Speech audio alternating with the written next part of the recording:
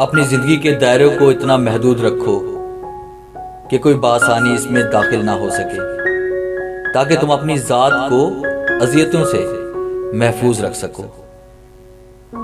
कम रिश्ते बनाएं लेकिन मुखलसी से निभाएं। मोहब्बत तो बहुत से लोग आपसे कर सकते हैं, लेकिन मुखलिस सारे नहीं होते। ताल्लुक बढ़ाकर कुछ लोगों की हकीकत खुलने के बाद सोचता हूं फासलों में कितनी कशिश और इज्जत होती है। आप तनकीद और तारीफ दोनों को कबूल कीजिए। पौधों को बढ़ने के लिए धूप और बारिश दोनों की जरूरत पड़ती है। कुछ बातों से लाइल्मी ही बेहतर होती है, क्योंकि मालूम होने पर हम दुख के दरिया में उतर जाते हैं। अपने अंदर की गंदगी को दूसरों में तलाश करने को शक कहते हैं। शक्की इंसान बहुत कीमती रिश्ते शक की नजर करके खो देता है। ख्वाहिशात महदूद हो तो ठेले से भी जरूरियात पूरी हो जाती हैं।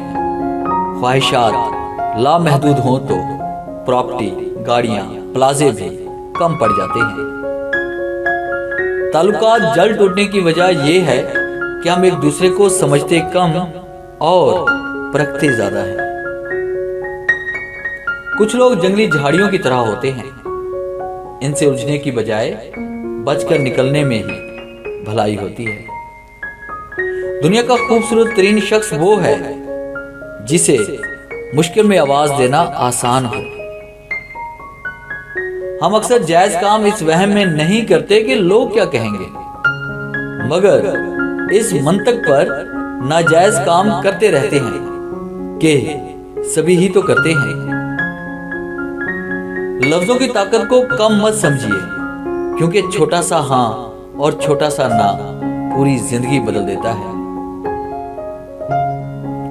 कभी कभी कुछ लोग आंखों में कोई ऐसी धूल झोंक देते हैं कि इंसान पहले से बेहतर दिखने लगता है। नफरत इंसान का बनाया हुआ जाती मसला है, वरना कुदरत तो हमेशा मोहब्बत का दर्स देती है।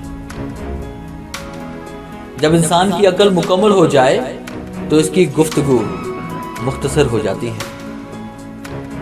अगर जिंदगी कभी रोशनियों का तोहफा दे तो उन्हें मत भूलना जिन्होंने कभी आपके अंधेरे बांटे थे। अकाबों से परवाज में अगर ऊंच नीच हो भी जाए, तब भी कौवों का उन पर हंसने का कोई हक नहीं बनता।